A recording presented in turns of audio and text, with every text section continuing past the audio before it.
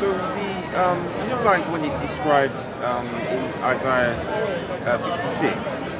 Well, no, but you tell me, because when you mention chapters, I tend to be a bit vague, so I have to go to it. Yeah. Well, okay, I'll just read them. So it's I think it's Isaiah 6 and 20. I think it's 22.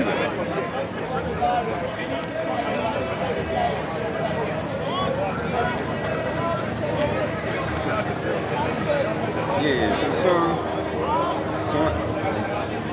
Well, this. I mean, I suppose. Well, just to give context, I'll read just the top.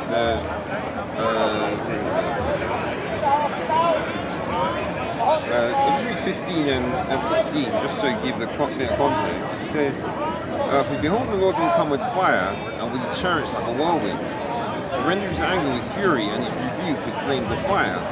For by fire and by his sword will the Lord plead with all flesh, and the slain of the Lord shall be many." So I suppose you agree that that's his return. I would say that seems to be. Yeah. So I say that like that because I don't like to give anything that might sound like I know, but it sounds right. Yeah.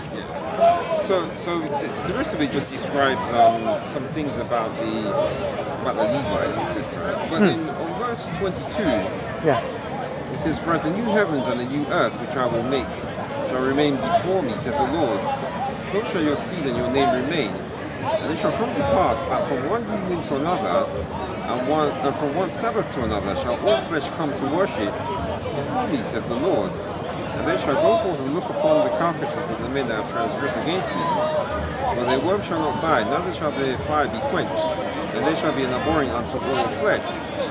So when he says that all flesh shall come to worship before me, what do you think that means? That is the whole human race in the millennium. Right. Because they will all be being taught by God the Holy Spirit. Yeah. It will be an internal enlightenment, as well as there being teachers who are specially enlightened with the gift of the charism of teaching. All right. This will be the state of affairs. So there won't be the different religions anymore. Yeah, obviously. Yeah. Yeah. So naturally all flesh will come.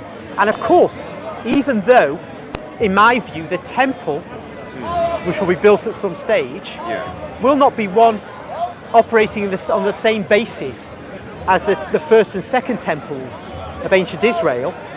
Still, there will be commemorative temples with possibly commemorative sacrifices, and people will come there on pilgrimage, just as we Catholics go on pilgrimages to Santiago Compostela, or to Lourdes, or other places, or Rome. Right. So when it says 23 says, "Shall all flesh come to worship before me?" So do you think that's a location or something else? Oh yes, I believe it's a place. I think that involves going to the temple, but it also involves going to Mass, because that is where God is. Yeah. Right. So. But you see, this seems to be like, in a way, talking about the human race in a kind of collective way. Yeah. Going on a pilgrimage to a particular location, not all at once because there'd be too many, but as it being a focus for all humans, whereas Holy Mass is in your individual locations all over the world, and not everybody goes to the same place for Mass. Yeah. There will be Mass in this temple. That will be the supreme remembrance of God's sacrifice. So the temple will be for that above all else.